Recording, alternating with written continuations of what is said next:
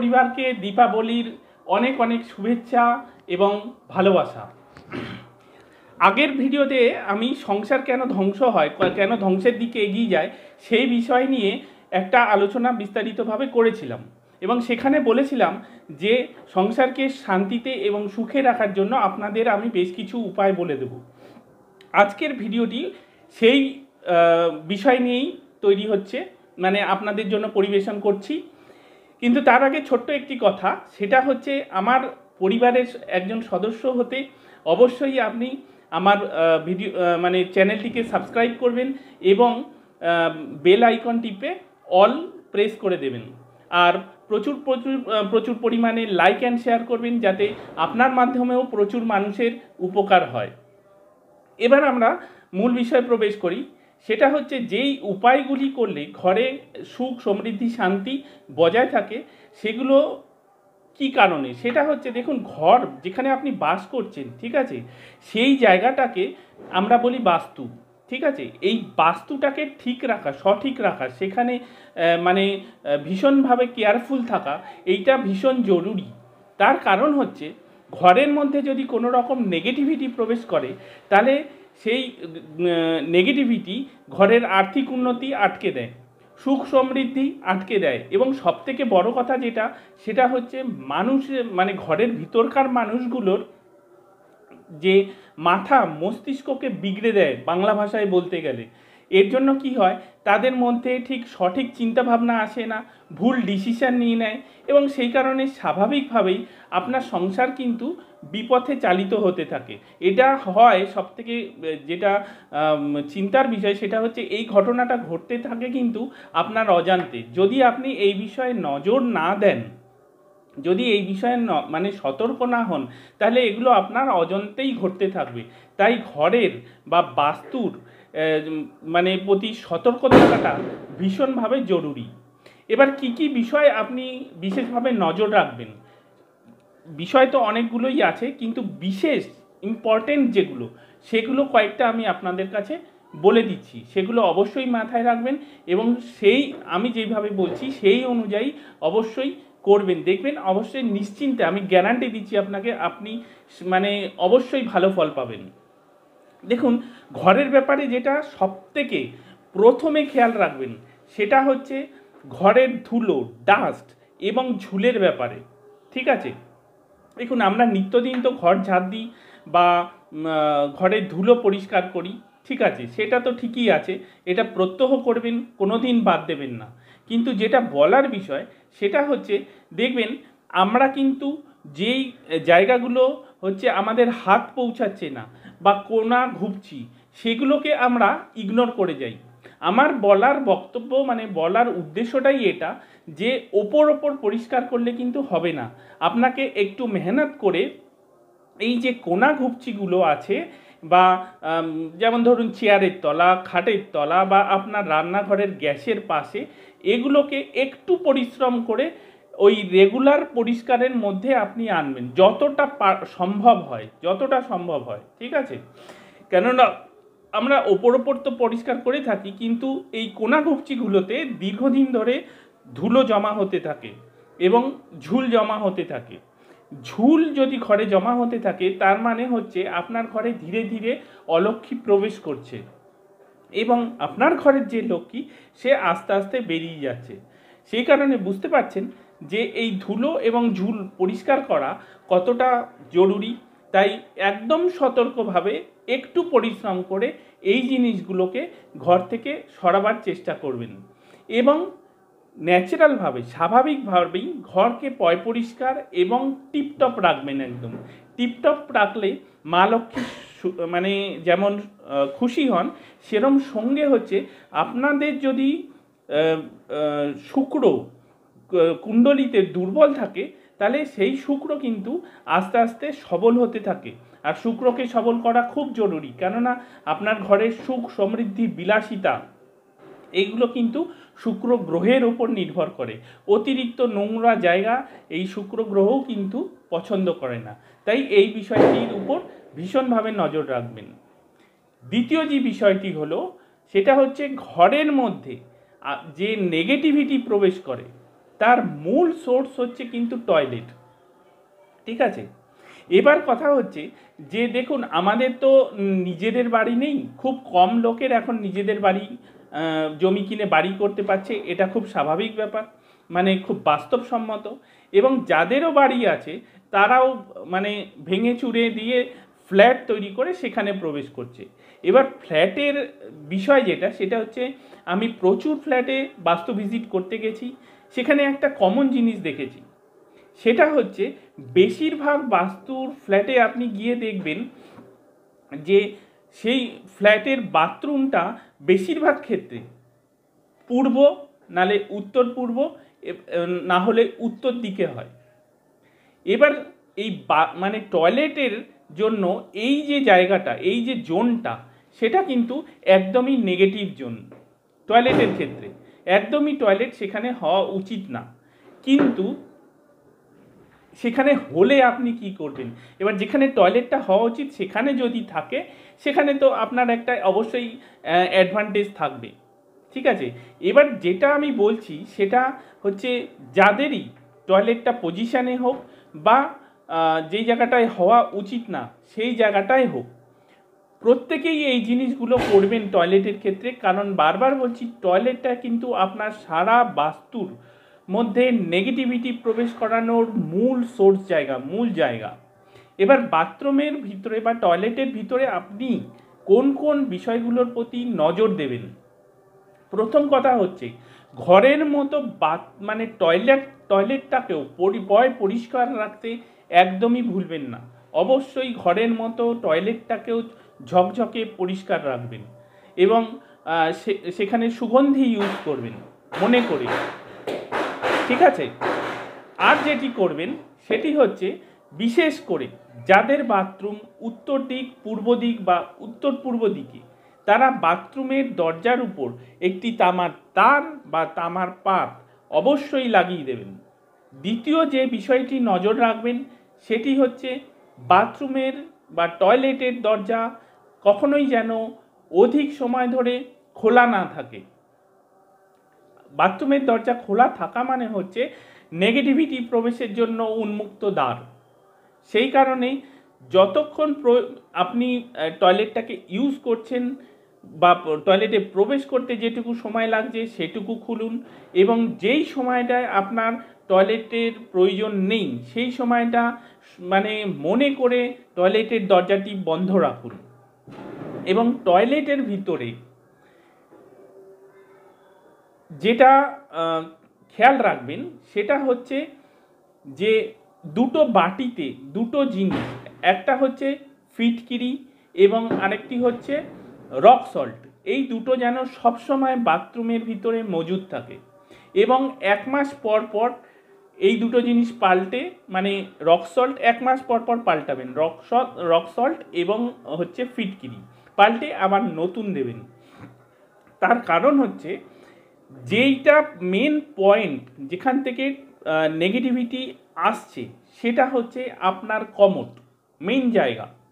এই কমোটের ডিসপোজালটা যদি উত্তর বা উত্তর পূর্ব দিকে হয় বা পূর্ব দিকে হয়, তাহলে যেটা সব থেকে বড় প্রবলেম হয় সেটা হচ্ছে আপনার অর্থনৈতিক দিক থেকে প্রবলেম হয়, পয়সা বেরিয়ে যায় এবং রোগ ভোগ প্রচণ্ড হয় বাড়ির সদস্যদের মধ্যে।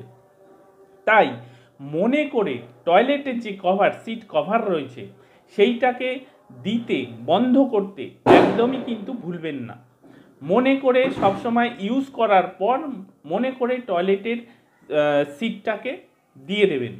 ঠিক আছে, আর যদি সেটা বিশেষ করে ডিসপোজালটা যদি উত্তর পূর্ব এবং পূর্ব দিকে হয়, তো টয়লেটের ক্ষেত্রে এই বিষয়গুলো অবশ্যই মনে রাখবেন।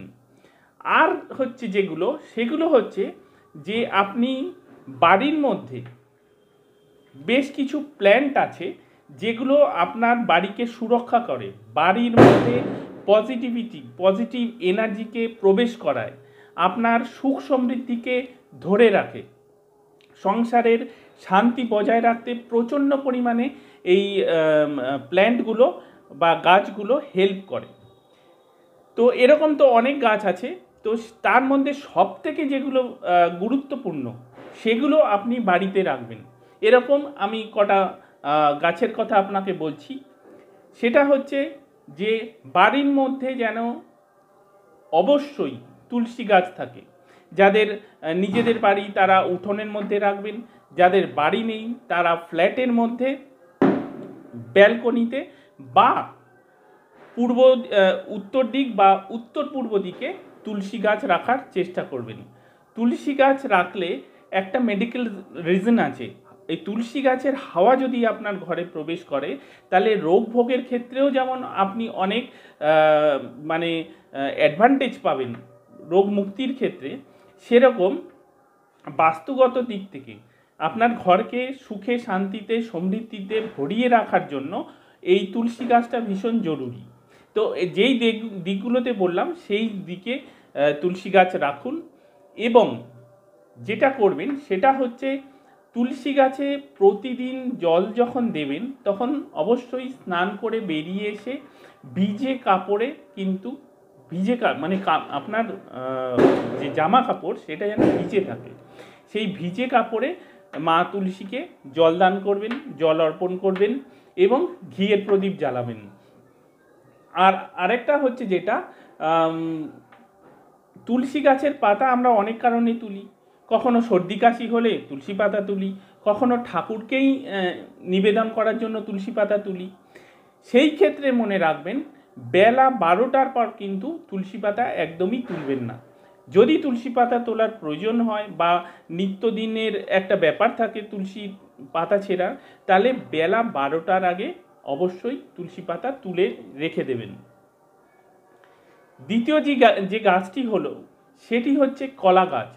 কলা গাছ আপনারা এমনিতেই জানেন প্রচণ্ড শুভ, এবং যেই কারণে আপনার কলা গাছটা বিশেষ করে রাখা প্রয়োজন সেটা হচ্ছে পজিটিভ এনার্জিকে ঘরের মধ্যে প্রবেশ করায় বা পজিটিভ এনার্জিকে ঘরের মধ্যে ধরে রাখে, নেগেটিভ এনার্জিটাকে দূর করে দেয়। সেই কারণে ঘরের ভিতর কলা গাছ অবশ্যই একটা রাখুন। যাদের নিজেদের বাড়ি তারা প্রবেশদ্বারের পাশে রাখুন, যাদের নিজেদের বাড়ি নেই তাদের জন্যও কোনো অসুবিধা নেই। আপনারা যারা ফ্ল্যাটে থাকেন তারা হচ্ছে টবের মধ্যেও কলা গাছ রাখতে পারেন, ঠিক আছে। এবার কলা গাছের একটা বিষয় হচ্ছে কখনোই বাসি জামা কাপড়ে কলা গাছ কিন্তু ধরবেন না। সেটা আমি যেই গাছগুলো বলছি সেই প্রত্যেকটার ক্ষেত্রেই প্রযোজ্য, তুলসী গাছের ক্ষেত্রেও, কলা গাছের ক্ষেত্রেও, এবং পরে যে গাছটির কথা বলছি সেই ক্ষেত্রেও বাসি জামা কাপড়ে অবশ্যই ধরবেন না, ঠিক আছে। আর কলা গাছ রাখার আরেকটি বিশেষ কারণ হচ্ছে সেটা হচ্ছে কলা গাছ আপনার ঘরের ভিতরকার যে দুঃখ দুর্দশা যদি এসে উপস্থিত হয় সেগুলো কলা গাছ কিন্তু সেগুলোকে দূর করে। এটা একটি ভীষণ ইম্পর্টেন্ট জিনিস, ঠিক আছে। সেই কারণে অবশ্যই ঘরের ভিতর কলা গাছ রাখবেন। আরেকটি যে গাছের কথা বলছি সেটি আপনাদের কাছে খুব মানে আপনারা সবাই জানেন সেই গাছটি সম্পর্কে। সেই গাছটি হচ্ছে মানি প্ল্যান্ট, ঠিক আছে। মানি প্ল্যান্ট ঘরে রাখা তো শুভ, এবং সেটা হচ্ছে ঘরের মধ্যে রাখলে সেই মানি প্ল্যান্ট কিন্তু অর্থকে আকর্ষণ করে। কিন্তু যেটা বিষয় হলো সেই মানি প্ল্যান্ট কিন্তু আপনাকে সঠিক জায়গায় সঠিক নিয়মে রাখতে হবে, ঠিক আছে। সেটা হচ্ছে যে যেইটা আপনারা করবেন মানি প্ল্যান্টের ক্ষেত্রে সেটা হচ্ছে একটা কথা আগে বলে রাখি, সেটা হচ্ছে আপনারা ব্যাপারটাকে অন্যভাবে নেবেন না, এটা একদম বাস্তব সত্য কথা। সেটা হচ্ছে আপনারা যখন মানি প্ল্যান্ট আনবেন ঘরে চেষ্টা করবেন এরম কোনো লোকের বাড়ির থেকে ডালটা ছিঁড়ে আনা যার মানে আর্থিক সমৃদ্ধি প্রচুর অর্থ আছে। এরকম কোনো লোক যদি আপনার জানার মধ্যে থাকে এবং তার বাড়িতে যদি মানি প্ল্যান্ট গাছ থাকে তাহলে সবসময় চেষ্টা করবেন যে তার বাড়ির থেকে একটা মানি প্ল্যান্টের ডাল এনে সেটা টবে হোক বা কোনো বোতলে হোক সেটার থেকে গাছ মানে তৈরি করার। যদি সম্ভব না হয় সেক্ষেত্রে আপনি বাজার থেকেও এটা কিনে করতে পারেন, কোনো অসুবিধা নেই। তবে অবশ্যই উত্তম ফল হয় সেটা হচ্ছে যেইটা আপনাকে বললাম, এক প্রকার সেটা হচ্ছে আপনাকে চুরি করে আনতে হবে। যদি সেটা করতে পারেন সেটা অতি উত্তম ফল দেয়। ঠিক আছে, এবার এই মানি প্ল্যান্ট আপনাকে কোথায় রাখতে হবে? মানি প্ল্যান্ট রাখতে হয় দক্ষিণ দিকে। ঠিক আছে, এবং সবথেকে উত্তম জায়গা হচ্ছে আপনার শয়নকক্ষ। যদি আপনার শয়নকক্ষ দক্ষিণ দিকে হয় তাহলে তো ওয়েল অ্যান্ড গুড। ঠিক আছে, এই দক্ষিণ দিকে মানি প্ল্যান্ট রাখবেন এবং আপনার মাথার পাশে রাখবেন। ঠিক আছে, আপনার পায়ের দিকে রাখবেন না, কিন্তু আপনার মাথার পাশে রাখবেন এবং অবশ্যই চেষ্টা করবেন যে বাসি কাপড়ে যেন ছোঁয়াছানি না লাগে। সেই ক্ষেত্রে মাথার ওপরে রেখে সেই দিক থেকে গাছটাকে বাইয়ে দেবেন। ঠিক আছে, দ্বিতীয় কথা হচ্ছে যে এমন জায়গায় প্রতিস্থাপন করবেন যে সূর্যের যে প্রথম রশ্মি সেটা যেন মানি প্ল্যান্টের ওপর না পড়ে, গাছের ওপর যেন না পড়ে। এবং আরেকটি বিষয় যেটা, সেটা হচ্ছে যে মানি প্ল্যান্ট কিন্তু আপনাকে অনেক কিছু বুঝিয়ে দেয়।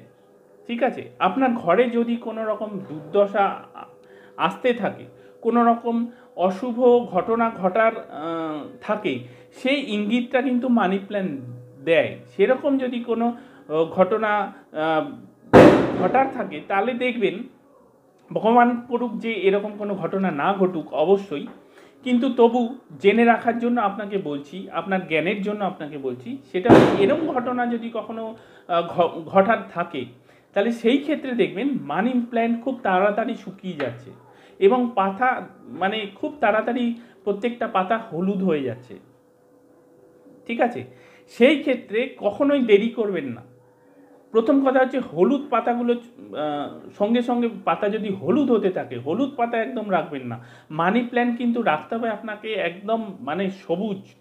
ঠিক আছে, তরতাজা সবুজ মানি প্ল্যান্ট রাখতে হবে।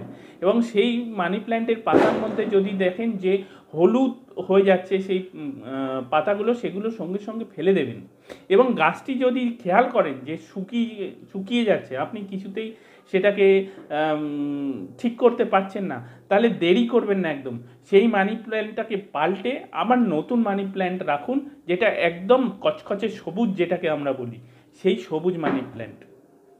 ঠিক আছে, তো বাস্তুর ক্ষেত্রে আপনাদের ঘরের ক্ষেত্রে এই বিষয়গুলো বা এই যেই উপায়গুলো আপনাকে বললাম সেই উপায়গুলো করুন।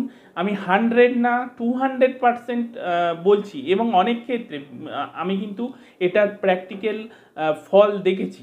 সেই কারণে আপনাদের এত গ্যারান্টি সমেত আমি বলছি যে এগুলো করুন, অবশ্যই আপনারা নিশ্চিন্তে 100% না 200% ফল পাবেন। ঠিক আছে, আর বাকি সুখ সমৃদ্ধির জন্য অবশ্যই একটি বাস্তু ভিজিট আপনার ঘরে অবশ্যই করাবেন। ঠিক আছে, তাহলে আপনারা দীপাবলি খুব আনন্দে কাটান, খুব আর সঙ্গে সব সময় আপনারা